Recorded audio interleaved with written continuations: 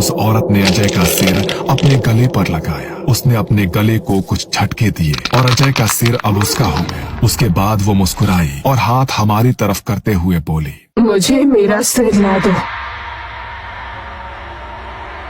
मुझे मेरा सिर ला दो, वरना मैं तुम्हारा सिर ले लूंगी।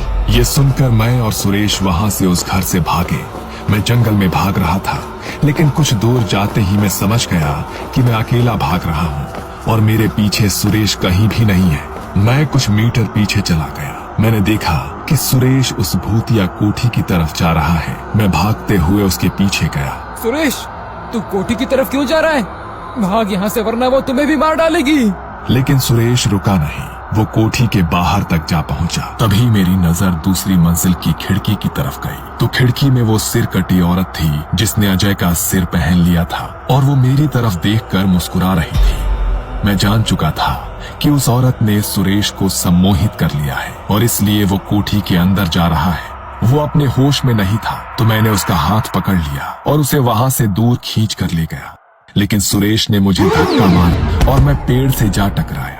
मेरा सिर जख्मी हो गया और आंख के सामने सब कुछ धुंधला धुंधला दिखाई देने लगा। लेकिन मैंने देखा कि सुरेश उस कोठी के अंदर चला गया है। कुछ देर बाद मेरी आंखों की रोशनी ठीक हो गई और मैं सुरेश को आवाज लगाते हुए कोठी के उसी कमरे में चला गया जिसमें मैंने उस औरत को देखा था। मैंने देखा कि कमरे में सुरेश अपनी गर्दन पर एक हाथ से छुरी लगाए हुए खड़ा था और दूसरे हाथ से उसने अपने सिर के बाल को पकड़े हुए था। मेरा सिर ला दो, मुझे मेरा सिर ला दो। सुरेश अजीब तरीके से बड़बड़ाता गया और उसने अपने ही हाथ से छुरी से अपना सिर काट लिया और दाई हाथ में पकड़ लिया। उसके धड़ से खून की पिचकारियां निकलने लगी और वो जमीन पर गिर गया। ये देखकर मेरे पैरों तले जमीन फिसल गई। क्या हुआ? डर गए? मेरे पीछे से अजय की आवाज आई। मैंने मुड़कर देखा तो खिड़की में वही सरकटी औरत बैठी थी जिसने अजय का सर पहना था। मैं वहां से भागा और दरवाजे तक पहुंचा, लेकिन मुझसे पहले ही वो दरवाजे तक पहुंच गई थी और दरवाजे के बिल्कुल सामने खड़ी थी। मैं वहां से बाहर नहीं जा सकता था। क्या चाहिए तुम्हें? क्या चाहिए? मेरा सिर, मुझे मेरा सिर ढूंढ कर ला दो, और अगर तुमने ऐसा नहीं किया तो मैं तुम्हारा सिर ले लूंगी। मैं समझ गया कि जरूर इसका किसी ने सिर काट कर खून कर दिया था और उसकी आत्मा अब उसका सिर ढूंढ रही है। अब मेरे सामने उसका सिर ढूंढने के अलावा कोई और चारा नहीं था। लेकिन मैं आपके बारे में कुछ नहीं जानता कि आपके साथ क्या हुआ था। आपका सिर ढूंढने के लिए आपको मुझे सब बताना होगा जो आपके खून के दिन हुआ था। मैं मेरे पति के साथ समर वेकेशन पर यहाँ आई थी। हमने ये कोठी छुट्टियां गुजारने के लिए ली थी। उस दिन मेरे पति कोठी के पीछे वाले तालाब पर मछलियां पकड़ने गए थे। मैं कोठी में अकेली थी। तभी किसी ने दरवाजा खटखटाया। मैंने दरवाजा खोला तो दरवाजे पर कुछ 19-20 साल के 3 लड़के खड़े थे। उनके पीठ पर कैंपिंग बैग्स थी। दरवाजा खोलते ही वो तीनों मेरी तरफ देखने लगे। उनमें से एक लड़का मेरे हाथ में पानी की बोतल थमाते हुए बोला, आंटी, हम लोग जंगल में कैंपिंग के लिए आए हैं, लेकिन हमारा पानी खत्म हो गया है। क्या हमें पीने के लिए पानी मिल सकता है? वो लड़का शराब पिया हुआ था, लेकिन इंसानियत के खातिर मैंने उन्हें पानी देने का तय किया और दरवाजा आगे धकेल के किचन में पानी लेने चली गई। मैंने फ्रिज में से बोतल निकाली, तभी पीछे से किसी ने मेरा मुंह बंद कर दिया। मैं चिल्ला नहीं सकी। तभी मेरे सामने 2 लड़के आए। वो तीनों लड़के मेरे घर में घुस गए थे। उनके इरादे नेक नहीं थे, लेकिन तभी मेरे पति फिशिंग करके घर लौटे। उन लड़कों को मुझे पकड़ा हुआ देख उन्होंने उनके हाथ से पकड़ी मछली फेंक दी और उन लड़कों पे टूट पड़े।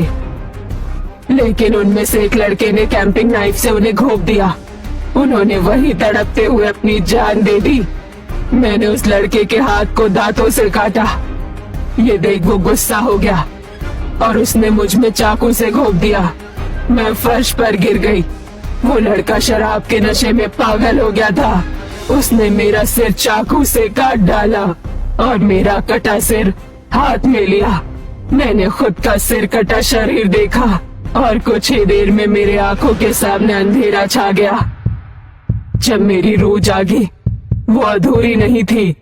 मेरा शरीर बरगद के पेड़ के नीचे दफनाया गया था, लेकिन वहां पर मेरा सिर नहीं था। मेरी रूह अधूरी थी, इसलिए अधूरी रूह पूरी करने के लिए मुझे मेरा सिर चाहिए। उसके बाद तुम्हें मेरे शरीर की हड्डियों को सिर के साथ जलाना पड़ेगा, तभी मुझे मुक्ति मिलेगी। और उसके बाद अपने आप तुम मेरे चंगुल से छूट जाओगे।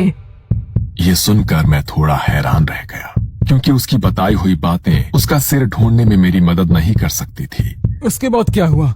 जब आपकी जान चली गई तब आखिरी बार आपने क्या सुना? वो मछली को फ्राई करके खाने की बात कर रहे थे। मैं कुछ देर सोचने लगा। आपने बताया कि आपके पति ने मछली फेंकी और उन लड़कों पे टूट पड़े। इसका मतलब कि उन्होंने केवल एक ही मछली पकड़ी थी। हाँ, सिर्फ एक ही मछली थी।